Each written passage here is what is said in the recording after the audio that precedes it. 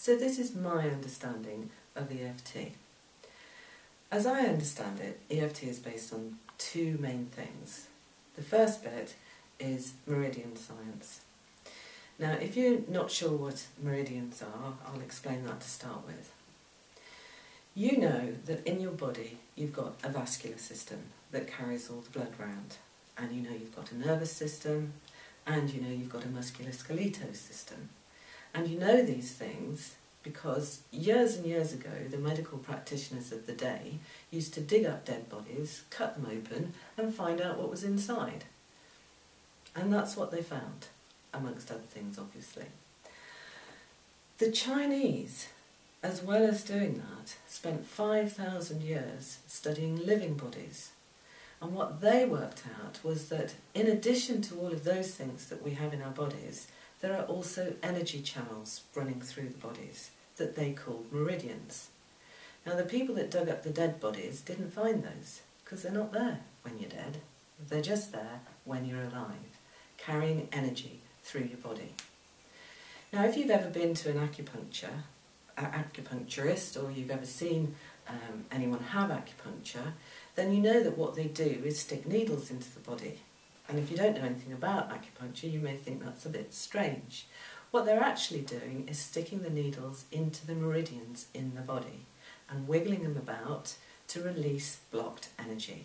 Because in traditional Chinese medicine, one of the guiding principles is that any dis-ease in the body is caused by a blockage in the energy channels.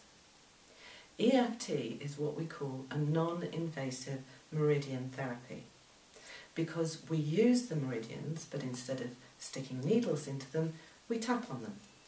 And we tap here, here, here, here, here, here, here, here, here, and here. And those points are where a lot of different meridians start before they run through the body. So when we tap, generally, we're catching a lot of meridians all at the same time. So that's one aspect of EFT, meridians. On the other side, while we're tapping on the meridians, we talk to the subconscious. Now this isn't like hypnotherapy because the person is completely conscious, completely engaged and in the moment with what's going on. Let me give you an example. If you have a child who's born to healthy parents, as the majority of children are, they're all born healthy, and then life happens. So basically, something traumatic can happen to a child.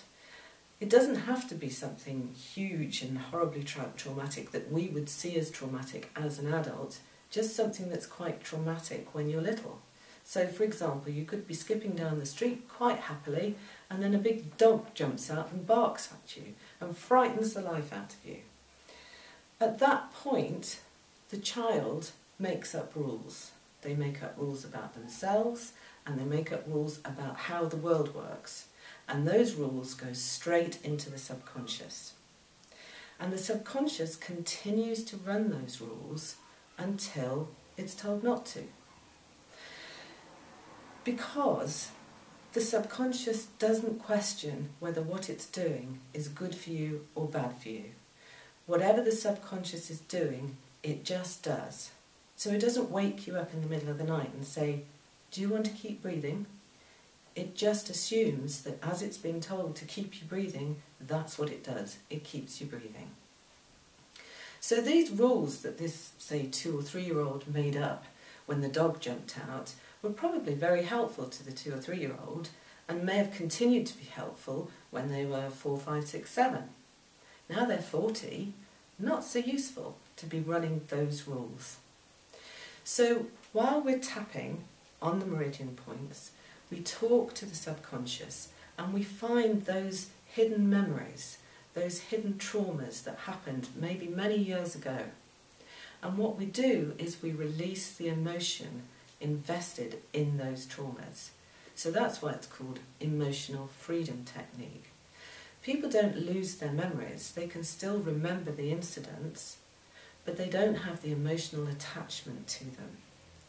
Which means Well, let's try another example. Have you ever seen anybody overreact to something? Something very small happens and they just explode. And you're thinking to yourself, well, you know, that was a really tiny thing and I don't think it warranted that outburst. Well, the thing is that they're not actually responding to that very tiny thing. What they're responding to is how that tiny thing made them feel, and all the times that they've been made to feel that way in the past. So that kind of accumulates like a big emotional baggage that all gets invested into this one small thing that's like the straw that broke the camel's back, and they explode. So what EFT does is clear all of that emotional baggage, all those past times. It puts those in the past where they belong. It removes the emotional attachment to them so that people can respond in the moment to what's going on in the moment without all these hidden rules that they've made up about themselves and how the world works. And that's how I understand EFT.